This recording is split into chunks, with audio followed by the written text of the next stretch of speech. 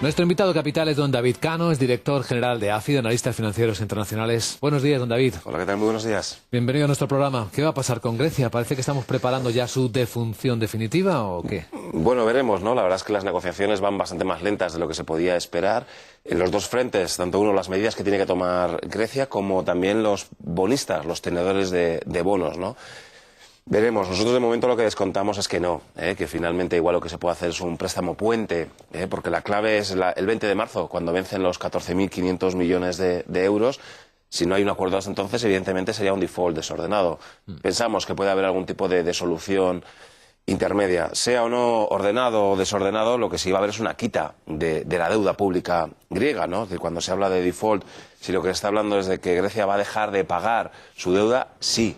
Lo que sucede es que buscamos que sea ordenado, que no sea un evento de crédito que puede provocar, de nuevo, pues tremenda volatilidad en los mercados financieros. Y sobre todo, que dónde está la clave de la cuestión, que no produzca efecto contagio. Eso es, esa es la gran diferencia, ¿no? Podríamos decir que en la crisis de deuda del área euro el aspecto griego ha ido a peor, está yendo a peor. Yo creo que la situación hoy es peor que la que podíamos tener hace 3 meses, pero sin embargo parece que el efecto contagio, y ya no solo sobre Portugal, sino sobre todo sobre España e Italia, y más allá de que los últimos 3 días haya subido el diferencial, el riesgo país de España y de Italia, yo creo que sí se está consiguiendo, ¿no? Ese cortafuegos, esa percepción de que Grecia al final es un 4% del PIB del área euro y que pase lo que pase en Grecia, eso no tiene que afectar ni a España ni a Italia. Bien sea por el compromiso de los propios gobiernos español e italiano, bien sea por la propia perspectiva de que se va adelante con esos nuevos mecanismos de estabilidad financiera, el famoso MEDE a partir de junio, o sobre todo el papel del Banco Central Europeo. Estamos notando el efecto positivo de esa inyección a 3 años de liquidez que decidió el Consejo de Gobierno del BCE del 8 de diciembre, la primera inyección que se hizo a final del pasado año y la que va a haber en este final de febrero. Son distintas medidas que, como digo, pues permiten pensar que el efecto griego, pase lo que pase, y aunque finalmente sea peor o que sea sea desordenado, va a tener o no está teniendo un efecto contagio sobre España e Italia, y eso, como digo, es lo positivo. Sin embargo, pese a que España o Italia, por utilizar estos dos ejemplos, están colocando cómodamente por demanda su deuda, sí. Los tipos de interés que pagan por ella, sin embargo, no son sostenibles para un par de países en recesión. Evidentemente, ¿no? Esto es lo que hemos hablado en otras ocasiones. Al final, podemos decir, es injusto que un país esté subiendo los impuestos para recaudar más, esté subiendo el IVA, el IRPF, y ese aumento de la recaudación se vaya por el desagüe de unos mayores tipos de interés. Como digo, por llamarlo de alguna forma, es injusto, ¿no? Sin duda.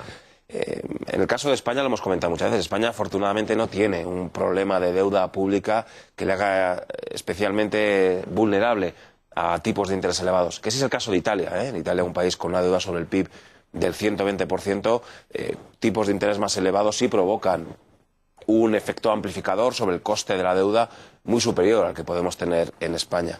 Yo en el caso de España, como digo, me quedaría en esta denominación de injusto o poco lógico, los esfuerzos que estamos haciendo por aumentar la recaudación, que se nos vayan por tener que pagar unos tipos de interés más elevados, ¿no? Y al final ahí es donde acciones como las del Banco Central Europeo, con esa inyección, con esas herramientas de política monetaria no convencional, al Banco Central Europeo le ha costado tiempo admitirlo, pero al final en Europa se está haciendo lo que lleva tiempo haciendo Estados Unidos o lo que lleva tiempo haciendo el Banco de Inglaterra. Bueno, sobre Estados Unidos y sobre lo que hemos leído en las actas que se publicaron ayer de las últimas reuniones de la Reserva Federal, parece que están dispuestos a seguir introduciendo liquidez en el mercado, tanta como sea necesario. Hay discusión, pero la decisión está ahí, ¿verdad? Sí, al final, en un ejercicio de transparencia, el de la Reserva Federal como nadie publica las actas tan detalladas, y ahora incluso, ¿no?, con las votaciones de distintos miembros, nos sirve para ver que dentro de la FED,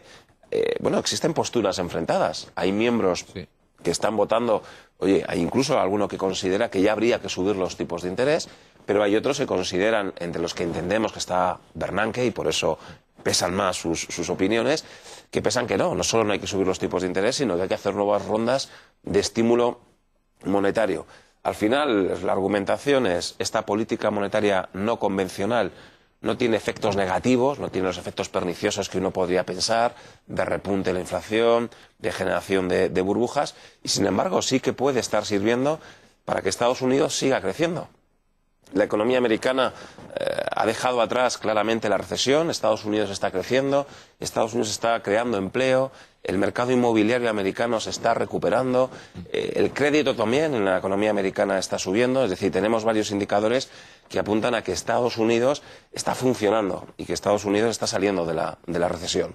Tomemos nota, ¿no? Y veamos cómo hay políticas monetarias no convencionales que no tienen efectos negativos, pero que sin embargo sí están siendo positivos para conseguir dinamizar la economía, y es el caso americano. ¿Cómo nos acordamos, don David, de esa frase que corean los candidatos republicanos a la presidencia de Estados Unidos está haciendo cosas diferentes o contrarias en muchos casos a Europa? Uno de los dos está equivocado, dicen. Correcto. Y hoy por hoy, a corto plazo, parece que tienen ellos razón. No lo sé si dentro de 2 o 3 años diremos, no, es al revés, lo mejor en los momentos malos. Son relevantes. Pero la disciplina, la excesiva disciplina que estamos aplicando en Europa, que igual dentro de 3 años decimos qué bien, lo hicimos, pero hoy, si comparamos Estados Unidos e Europa, la verdad es que el gran vencedor es Estados Unidos, ¿no?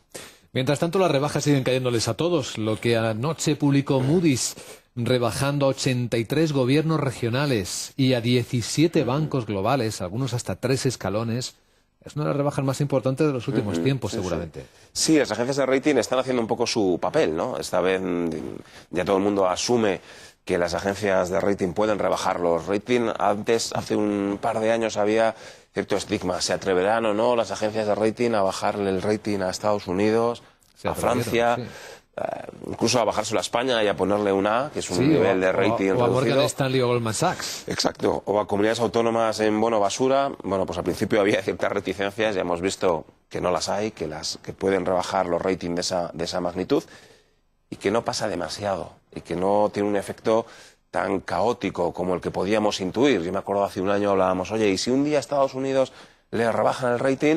Decían, uy, mejor que no, por si acaso el efecto es demasiado negativo. Bueno, hoy hemos visto que ya sabemos convivir con agencias de rating que rebajan las calificaciones crediticias y que, bueno, pues lo tenemos asumido, ¿no? Y que porque el mercado lo ha descontado. El mercado lo tiene absolutamente descontado. Había un riesgo es, bueno, pues que la política de colateral, que los bancos centrales no admitiesen determinados bonos o pusieran recortes de valoración mucho más importantes, que la operativa repo no funcionase tanto porque los bonos a descontar, como digo, hubiesen perdido cierta calidad crediticia.